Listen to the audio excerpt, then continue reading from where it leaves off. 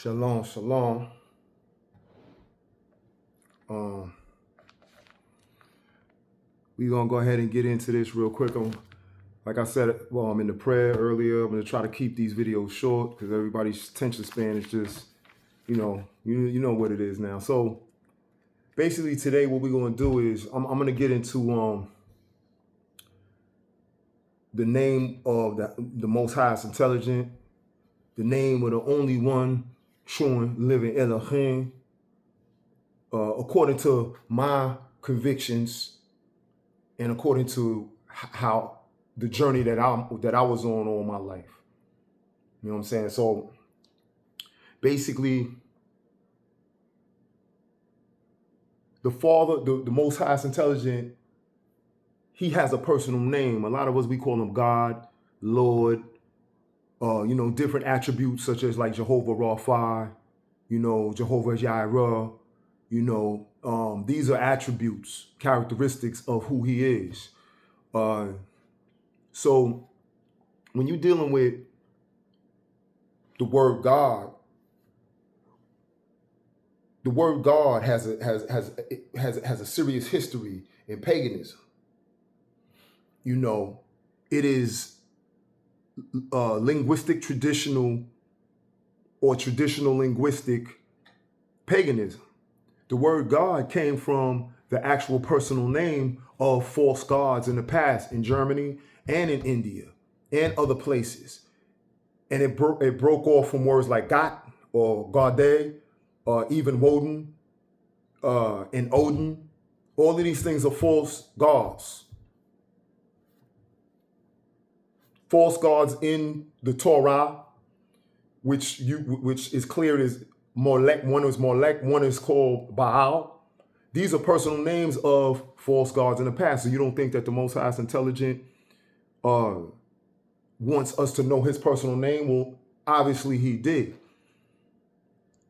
He wants a personal relationship with us, so he also wants us to know, and that's proof that he wants us to know his personal name. Who does he call himself? We have to call ourselves something.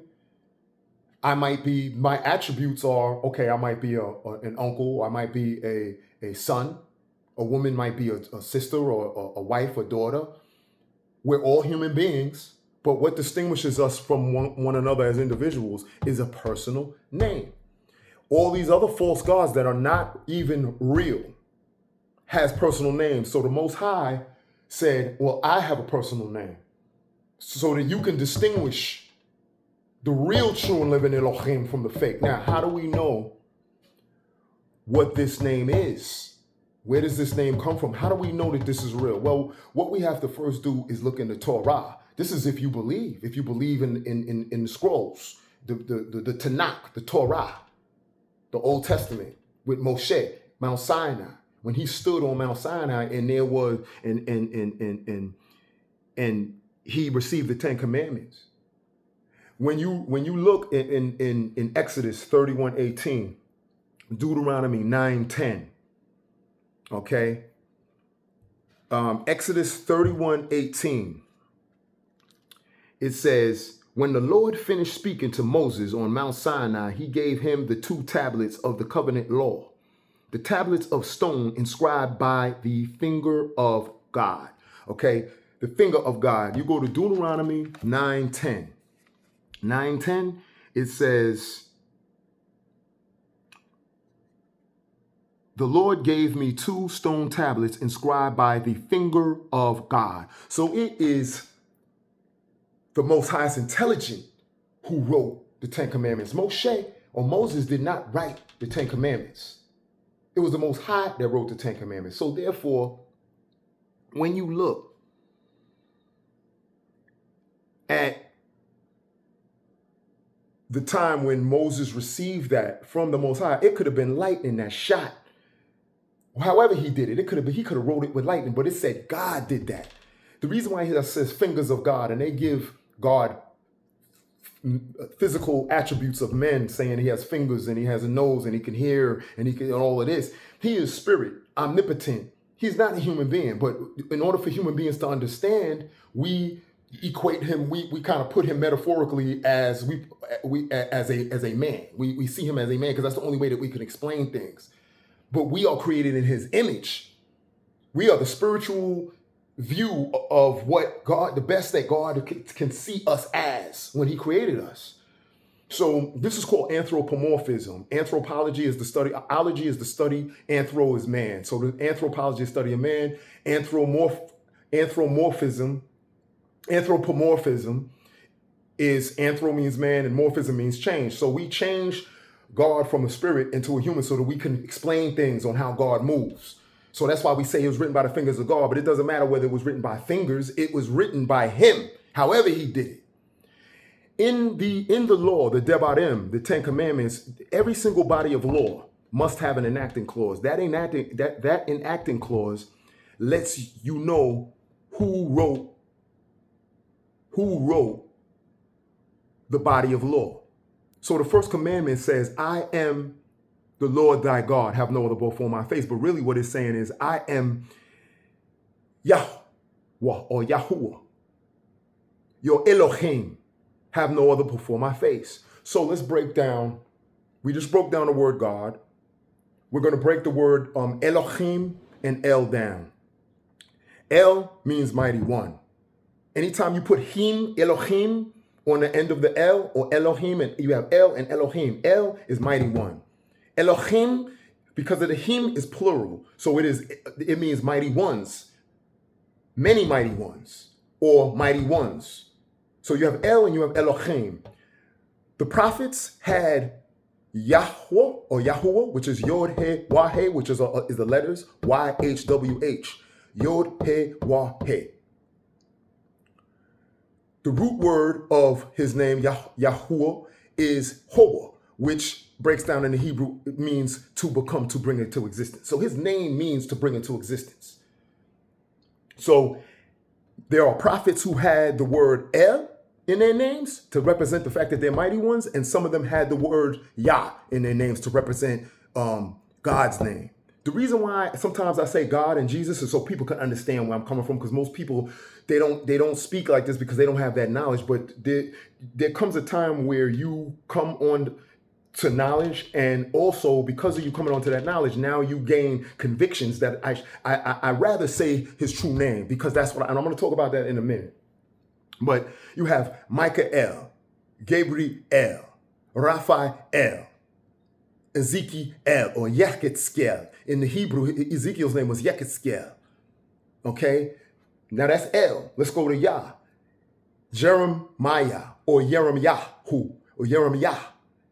You have Isaiah or Yeshayah, which is backwards name of Joshua, which is Yahshua. Okay? So Yahshua, Yahshua, Shua meaning salvation, Yah. So Jesus' name was really Yahshua, which is Yahweh or Yahuwah is salvation.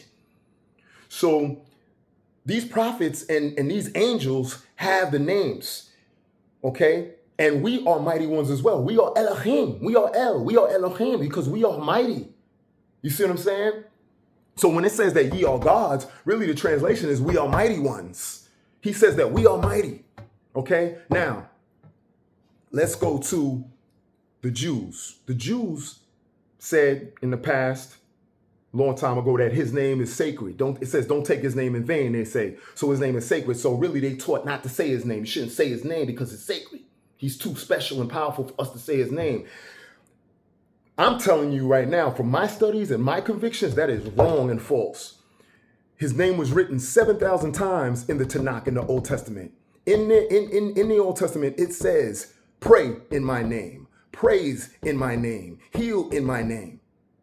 So obviously, these are instructions letting you know that he wants us to know his name, and he wants us to say his name.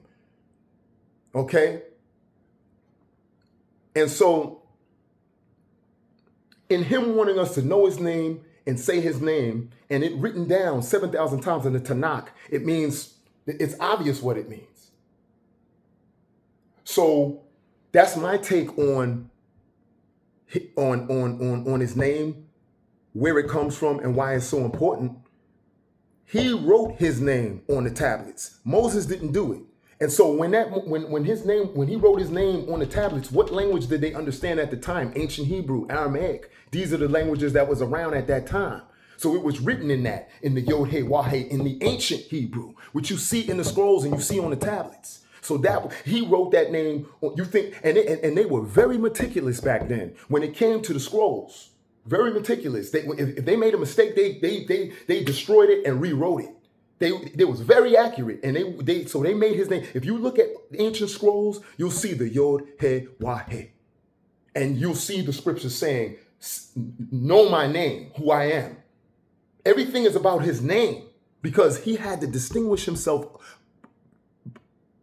He had to distinguish himself from the other false gods that were around. He is the only true and living mighty one as far as the spiritual true and living Elohim, which is the true and living God, the true, or you could say God. And now I will say this: if you didn't come to that knowledge yet, or ever come to that knowledge, the Most High is intelligent. He is far more intelligent, infinitely more intelligent than we are. You don't think he knows that when somebody calls on Jesus Christ that they're talking about Yahshua? You don't think that if somebody says God, that he can't look in their heart and understand that he's not at that level of knowledge yet to understand that the name is Yahuwah? You don't think that? Well, me personally, I had encounters where I said the name Jesus and he came through. The Most High understands when people are not at certain levels of knowledge. He's merciful. He understands. But once you get to a certain point in my spirit, I'm convicted to say, sometimes I do say Jesus and God just when I'm talking to people so they could better understand what I'm saying.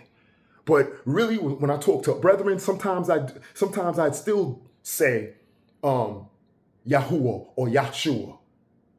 And if somebody asks a question, I'll let them know what it is. But that's really my take on the name. What is his name? Where did it come from? How do we know that this is his name? That's the answer. And that's the answer that I got. You know what I mean? And I just want to say one thing. I'm not an expert. I'm not a minister. I am operating as